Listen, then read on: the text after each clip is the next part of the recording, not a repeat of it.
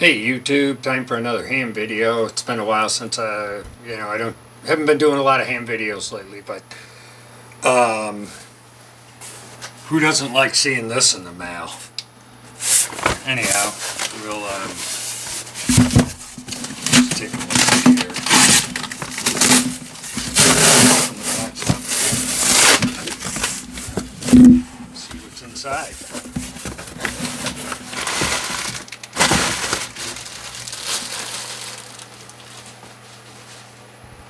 With the packaging, and there it is. The FTM 500D, and this is the programming kit for it. I'm not sure I needed it because I have the one for the FT991 that I have, but so I'm not sure if they work together or not. We're going to find out. Anyhow, this is just a programming cable kit, and then here's the radio itself. And it's much heavier, by the way, than I thought it would be. Which makes me happy. Let me readjust here. You can see. So let's see what's in the box first. I'm not typically a what's in the box kind of guy, but we're going to do one today. And to be honest with you, I'm not really a digital guy. I needed a new radio for mobile. Well, I guess I didn't need one, but of course, you know, I wanted one. And I'm kind of starting to get interested in digital a little bit. I played around with DMR in the past. I'm not a big fan of the digital modes. My biggest complaint is that everything sounds robotic in digital, and I don't like the audio quality for that feature. But other than that, I mean, there's really nothing wrong with it, and there is a lot that you can do with it. So right off the top, you got the instruction manual. And they have the new functions sheet, which is interesting because on the new function sheet it says the FTMDR and the FTM 500DE, but this one's just the D, so I'm not really sure what the difference is with them. Yeah, see on the top, just a D. Anyhow, typical yaesu microphone. And you know, I actually like the quality of their microphones now. I think they're a little better. I like the new style that they're putting out. Let's see, like I got the MH31 for the FT991A, and that's similar to the old style, but I noticed if I have it here, on the 710 that I bought, you see this is the same type of microphone, except this one has the DTMF keypad on it. But I do like the new style a little better. They just feel a little better. I think they look a little better than the older style. Not sure if the performance is any different. Don't know if it really matters. Of course, you get the clip. Some mounting hardware for the vehicle mount. It's a nice cable with the inline fuses, and I'm hoping a couple of spare fuses, but we'll open up the bag and find out. I think it would be really terrible if they didn't give you a spare set of fuses with it. But now, I know probably a bunch of people have done videos on this. This is a pretty new radio, though. It's got the typical T-style connector that yaesu uses on their radios. And I just want to open one of these. I just want to see if the if it does have a fuse in there. I'm assuming that it would, but you know, these days you can't assume anything. And yes, they do. They have fuses in them. So they do give you a spare set of fuses. And maybe it said that on the the website when I purchased it, but I cannot guarantee that because I don't know. I don't know if I read that much into the description as far as that goes. Typically, they give you spare fuses. We'll put that back over there. And now, last but not least, of course, the radio itself. And like I said, this radio got some weight to it. It's not a light radio by any means. They did change the mounting system on the radios, I noticed. It's a slide system now. It slides on and off. I don't know. We'll see if I like that or not. It looks pretty nice. Knobs feel pretty good. One thing I noticed about the knobs on the 710 was they felt a little loose in there. These are kind of loose, but not too bad. I don't know. They seem fine. Obviously a well-built radio. It's a Yaesu, and you know, everybody's got their preference. Yaesu, icom, blah, blah, blah. I have many Yaesu radios as of right now.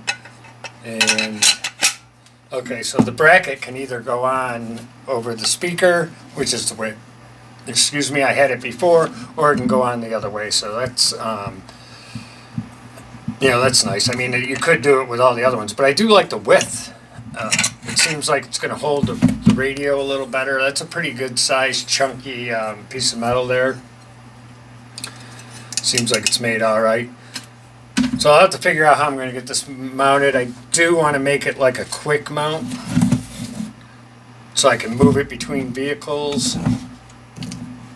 Standard setup on the back, antenna, external speaker. Oh, it's got two speakers, speaker A and speaker B, because this has the AESS, Advanced Enhanced, I think it is, or Audio Enhanced, something stereo, something, I don't know. I forget what it actually stands for, but you can look that up. Let's see, I think this clip right here, yep, takes off the front faceplate. It's got a nice back. It's got a mounting screw attachment, which is going to be nice, so it seems like it'll be easy to find a good mount for it.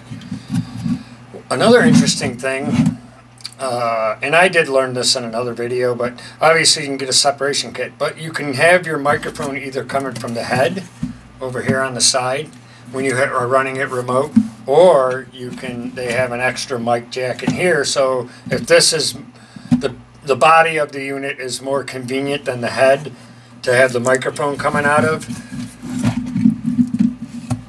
you can obviously put a put your microphone into there. So that might come in handy. I don't know. It's a good idea. I mean, it's good to have options with these kinds of things. Well, that's pretty cool. I'm interested in getting it hooked up.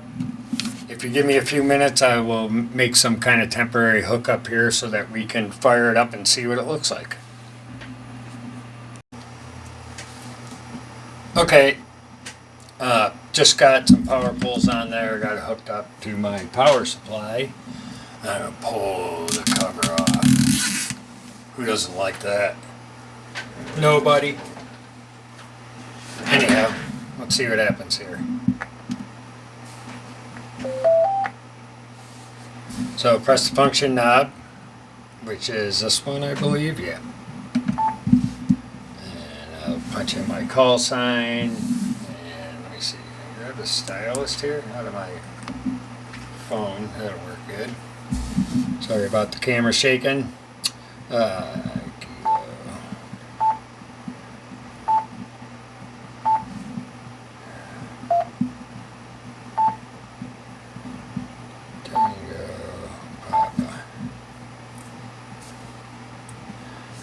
Push the function knob again. Oh. Okay, and then go back. No. Well, that's interesting. Maybe this goes space, space, space, space, space. No. This dial? This dial? Back. And, okay, so, gotta get over the learning curve here. Oh. Press the function knob. So, I gotta do this again. Alright. Kilo, delta, 2, Echo, Tango, Papa. So not a QWERTY keyboard, which is interesting.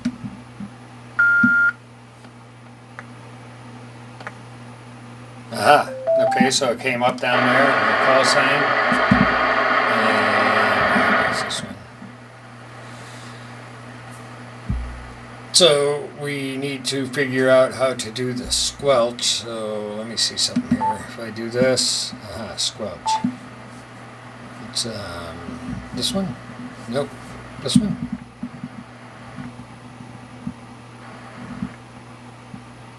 Tone squelch. Encode. DCS. Reference for pager. Okay. Well, I'm going to stick it on tone squelch real quick. And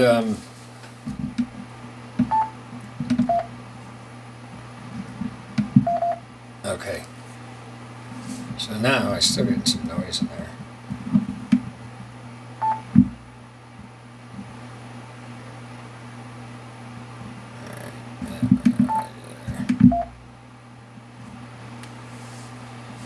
Let's go back.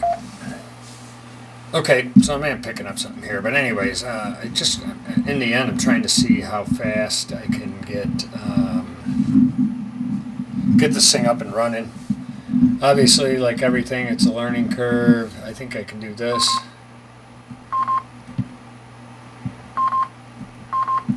Am I locked?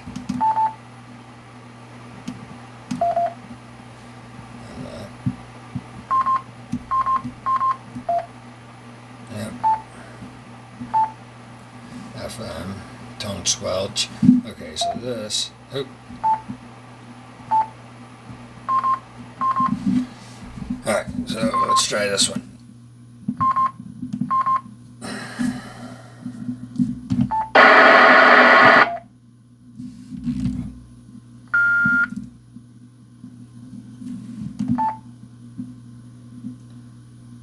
Oh, so that's the band scope right there, I think.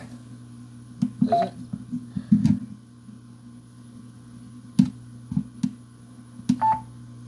Oh, there's the band scope, okay. Interesting.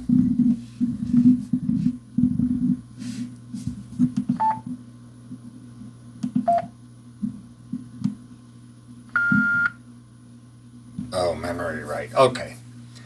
So, function. Tone right here. Let me do this real so I can.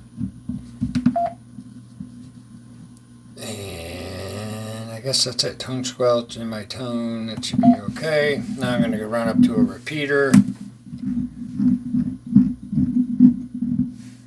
Now, I'm not sure how, but supposedly there's a way to punch this in manually. That's memory. That's VFO.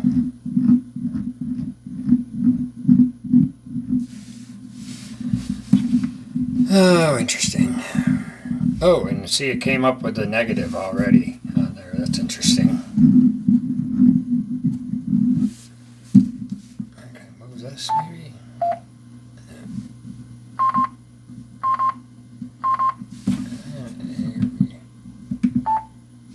So, okay, that one's on that one. That was on A. Sorry about this, YouTube, but you know, getting over the learning curve. I'm just playing around. I just kind of wanted to see what we could do right out of the box. So, oh, see, and it went to plus again because apparently if you put the tone squelch in, it does it automatically. Possibly, I'm not 100% sure, but it seems like it. I didn't do anything, so I'm going to go to the 14667, which is a local repeater. I may be able to get somebody to get back to me on that. So there's that. Let's see what we got here. KD2 ETP test.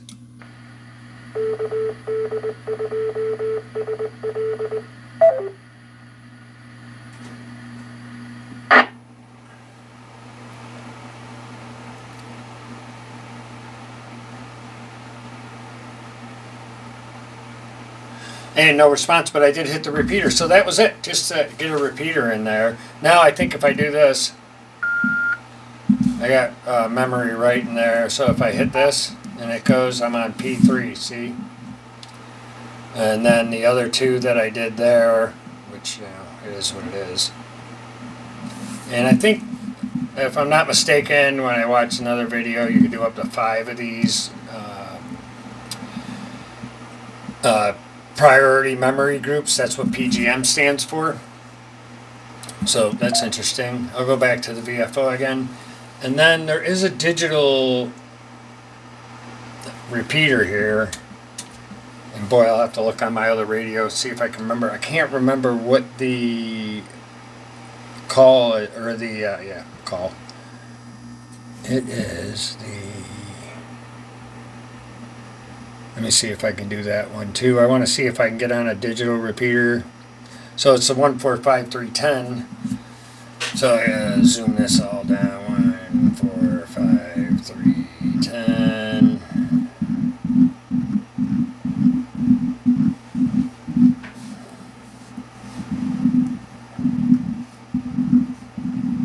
Now I know there's a quick menu feature in here, and I don't know. I'll figure that out in a minute. But let me get down here.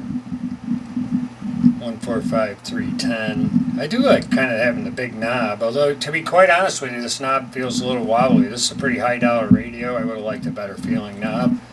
It does have the clicks on it. It's not just a spinner, which is interesting. So I think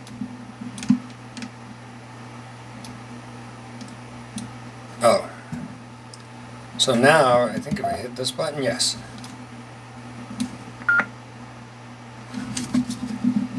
Kilo Delta 2, Echo Tango Papa, fusion test with brand new radio. It's the Yaesu FTM 500D.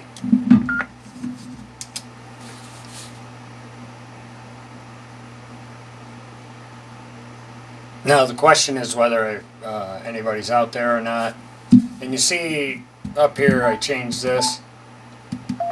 So one thing I read about this radio was that a DN, and you see there's a little line above it, that means that if I switch to another frequency that is not it's working, N2V50. N2 Visa D, KD2 ETP. Good to hear you, Tim. Yeah, I'm just playing around with this FTM 500D that I just got in the mail from Gigaparts, actually. So I'm on the fusion side. He's probably coming through from a linked repeater. Sounds good. I'm laying under a dash out here in the shop, so I just want to let you know it's working. Are you in the area for a while, or are you still flitting around?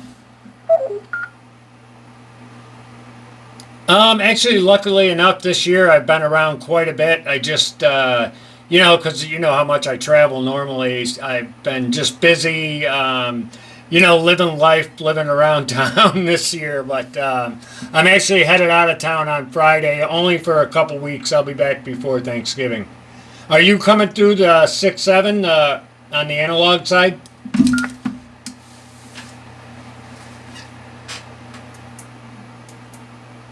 Yes, I am. 6-7 analog out in the shop. QSL on that, Tim. Well, hey, good to hear you, and I'm going to say 73, but I'll try and get on some nets from down there. I'll look for an Echo Link repeater or something. At the very least, I'll Echo Link it from my phone possibly, and so I can let you know what's going on down there in North Carolina when I'm down there. Have a good day, and get that job done so you can get out from underneath that dashboard. KD2 ETP.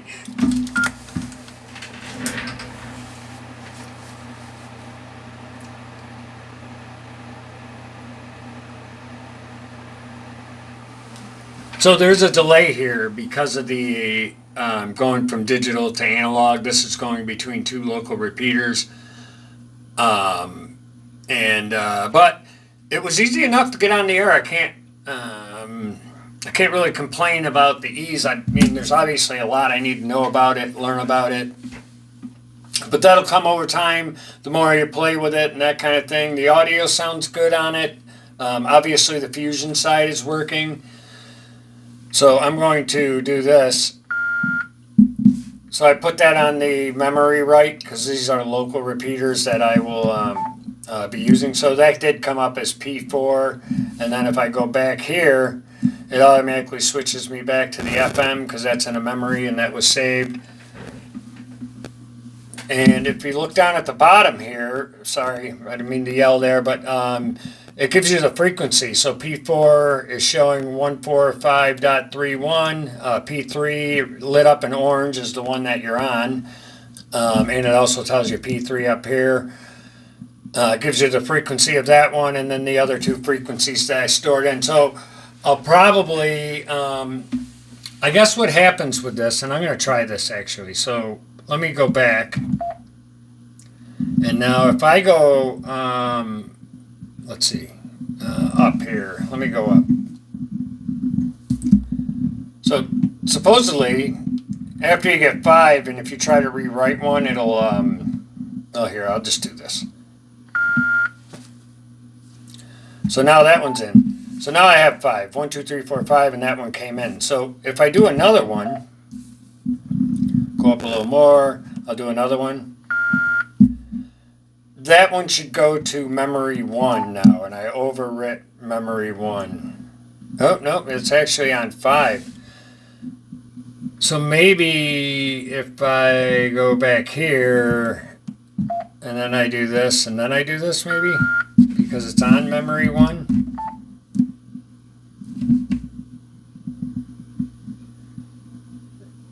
Oh, okay, interesting.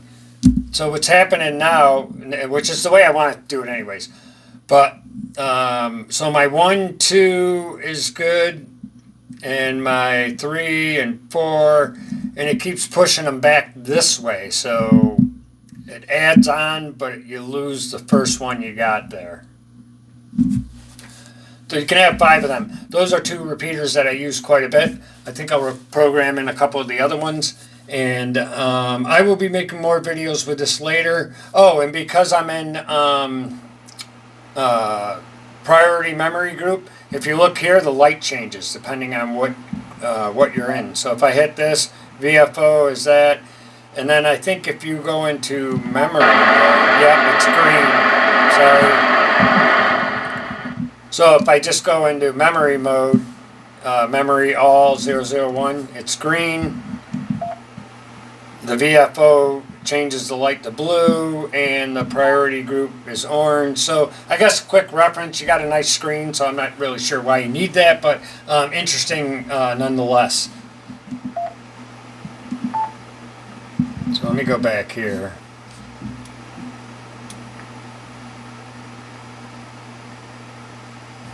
Oop. And I just keyed up that repeater. So not too bad, actually. I was able to get on a digital and an analog one, and I think so far I'm 15 minutes into this video, a little bit more with the unboxing part of it. And I was able to get on the air. That's not horrible. Obviously, I played around a little bit, had a QSO. It seems pretty intuitive. I have, now I have 3 or 4 yaesu products, so I'm familiar with the yaesu line and the way things work sometimes. I got a lot to learn with all these, with the different functions and everything. And, obviously I'll learn that as time goes on. I'm going to play around with this a little more today. And then I will get it hooked up and set up some way so I can put it in the car. I was told that you don't need to buy the head separation kit on a couple of the groups for this radio. They said that you could just use a Cat 5 cable, so I'm going to try that. as opposed to spending the extra money on a cable like that. Cat 5 cable, I can get it at Walmart or, you know, at one of the drugstores or something like that. I'm sure I can get one that's 15 or 20 feet long, so I can separate that. I'll have to figure out what I want to do for a mount and get that all mounted up. I'm probably not going to use this, although I may use this in my personal vehicle, the Jeep that you've seen in my other videos. And also, I'll be going away at the end of the week, so that's another reason why I purchased this right away. I'll also be having another video coming up about another new product that I bought. I actually purchased 3 new radios, and I won't tell you what they are right now, but I got this one, which you see right now, and I ordered 2 more radios because I'm a radio guy, and you know, what do I have now? 1, 2, 3, 4, 5, 6, 7. The 8 radios I have right now are not enough apparently, so we're going to be selling off some of them. I was actually thinking about doing a giveaway with the 818, or the 818. I might do that. I don't know. We'll see. Playing around with some ideas. KD2EGP, I'm going to say 73, and thanks for watching. Sorry this one was so long-winded.